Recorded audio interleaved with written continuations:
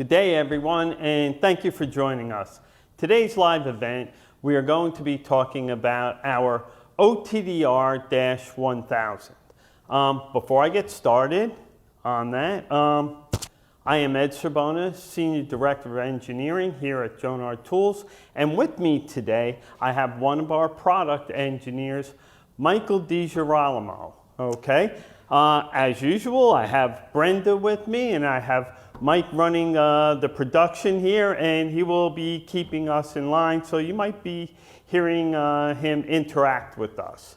Another thing, please take a moment to like our Facebook page. Go to jonard.com/live to enter a contest to win our BP-100 backpack, which we have right here, just so you can see. All right, and with that, what I'm going to do today is turn the demonstration over to Michael. Michael, go for it. All right, thank you, Ed. So what I got here is the OTDR-1000, which is one of the latest products that we've come out with. For those of you that don't know, OTDR stands for Optical Time Domain Reflectometer, which is basically just a fancy way to say that this is a testing device that can measure the length of a fiber optic cable, and it'll tell you any events that occur, such as reflective or non-reflective events, which I'll get into later. This is also a multifunction device, which has an included power meter, VFL, light source, and network testing equipment, which I'll also get into a little bit later. So, to get started, I'll just go through each of the modules that is included with the OTDR-1000. So first we have the OTDR module up here.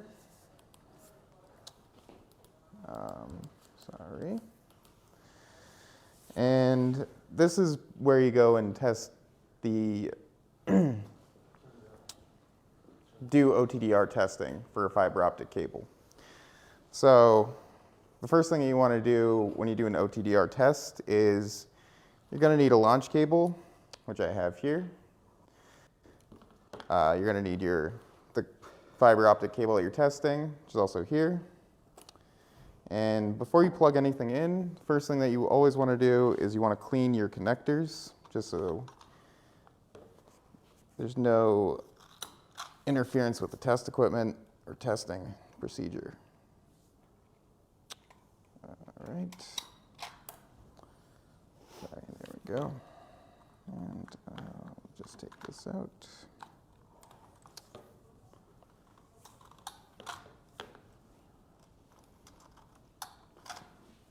All right.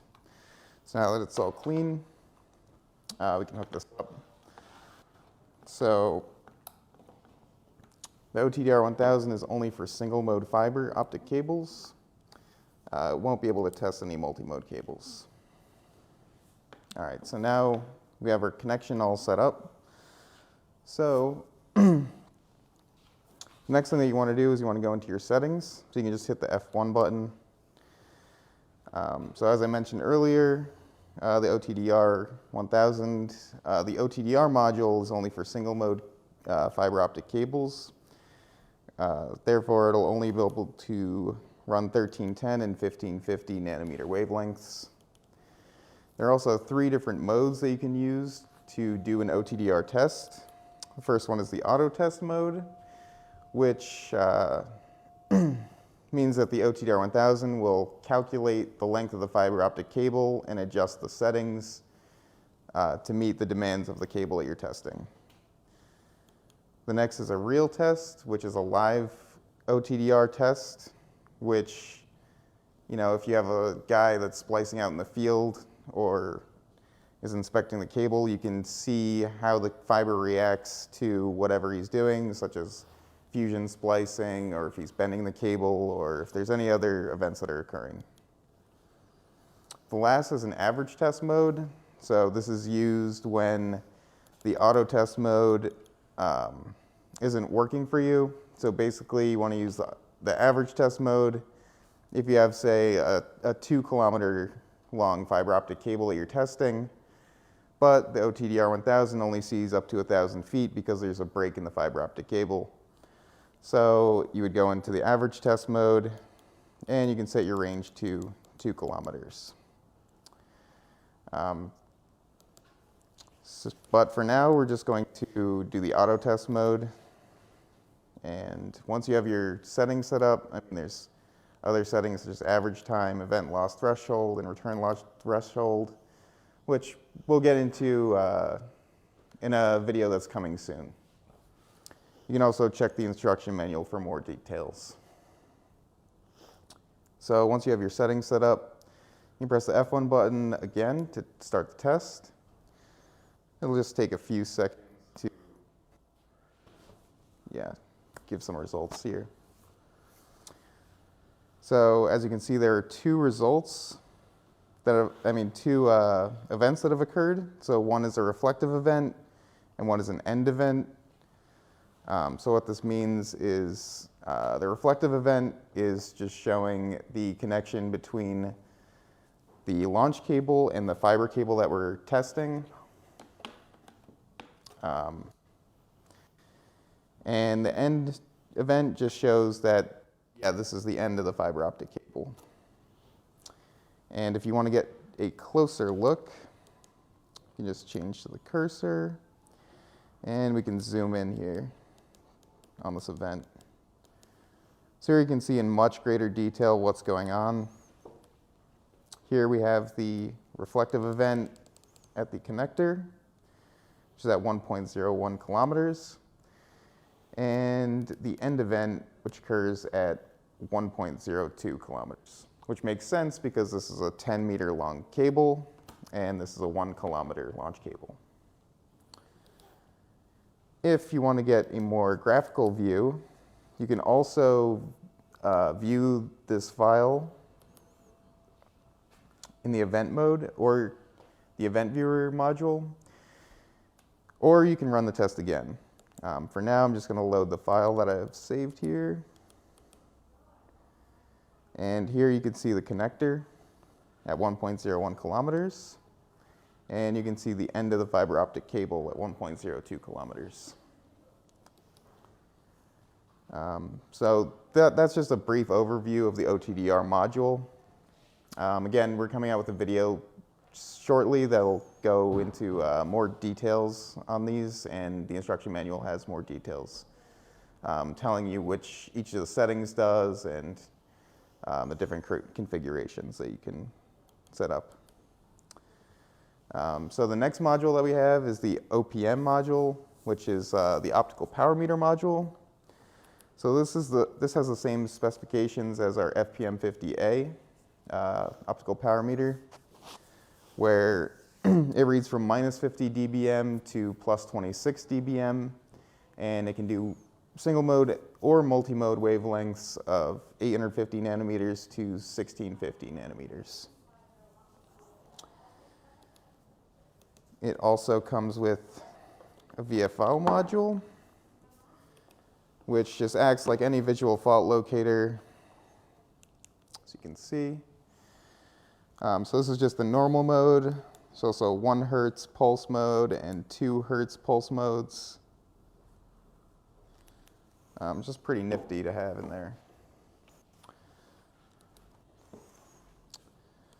All right, this also comes with a laser source. So same as our FLS-50, where it can be used for single mode fibers if you want a laser source of 1310 or 1550 nanometers. Next, it has 2 modules for network cables. So the first is a length and tracker module. So the tracker part can send a tone down the network cable, and you can use a separate probe, such as our TEP100 or TEP200, to actually trace the cable. It also has a TDR built in for length testing, which I'll show you now.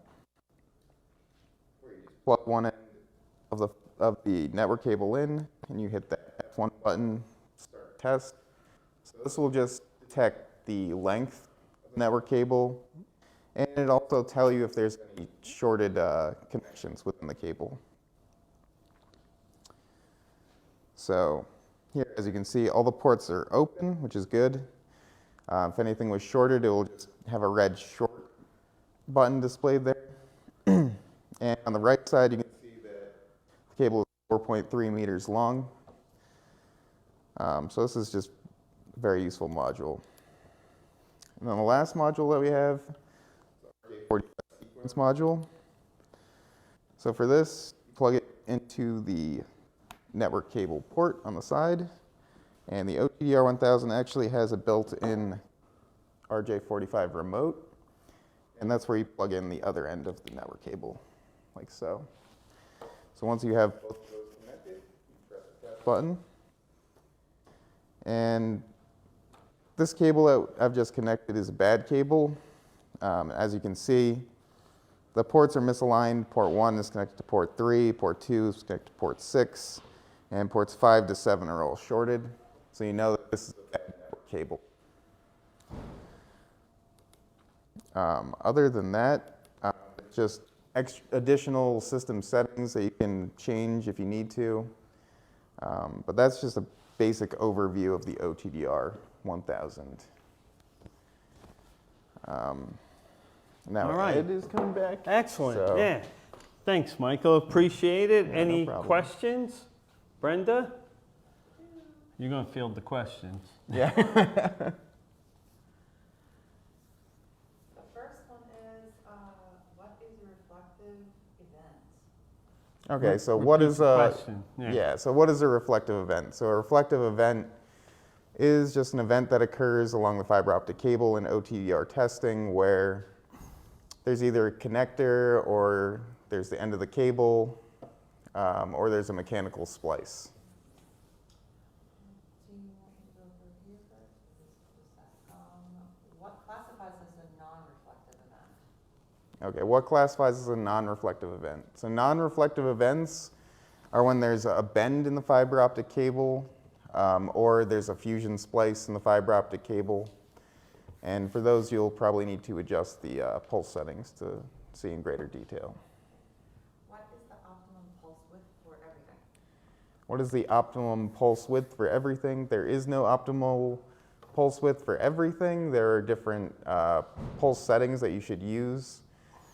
For non-reflective events or for shorter cables, you should have a shorter pulse width. And for longer cables that you're seeing, you should increase the pulse width so you can get a greater view of the cable and the events that occur within it.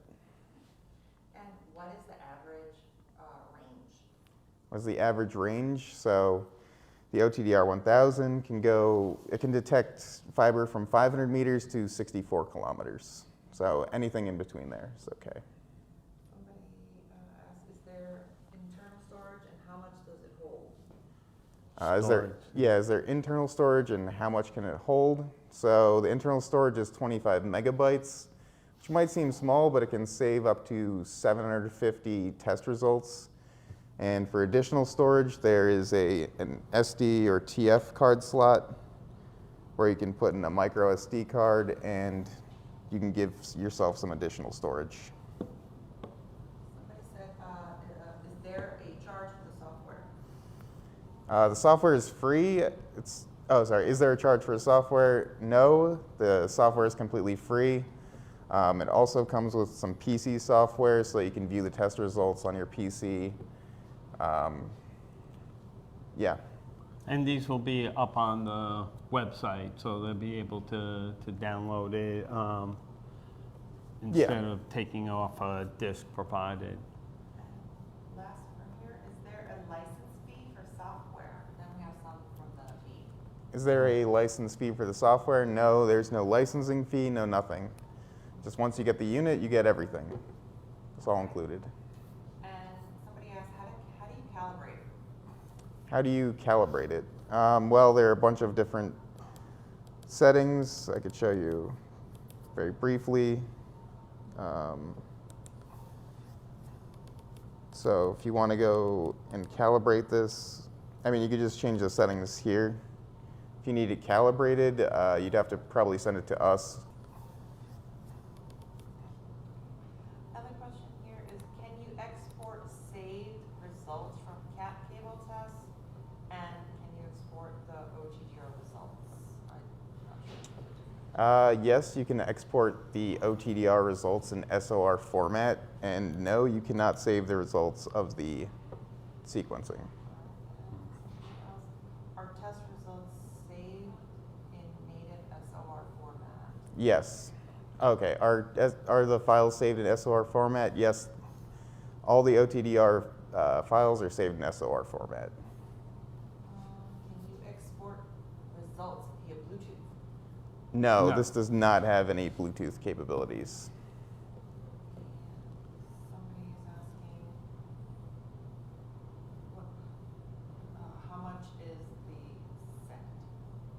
how much is the set? How much is the OTDR 1000? I'll let Wayne answer that. You can jump online and answer that question. How's that? Yeah. What is the dynamic range? You said 64 kilometer range, but what is the dynamic range? I'm sorry, I didn't hear What is the question. Dynamic range? What is the dynamic range? Well, if our total range is up to 64 kilometers, so I think when they're saying dynamics, actual, what is the typical range you're running in? So yeah, it can run from 0 to 64 kilometers. So to export data, we need to use a micro SD card and then view it on a computer. Is that correct? Okay, no. So you can actually just directly connect this to your PC. Sorry.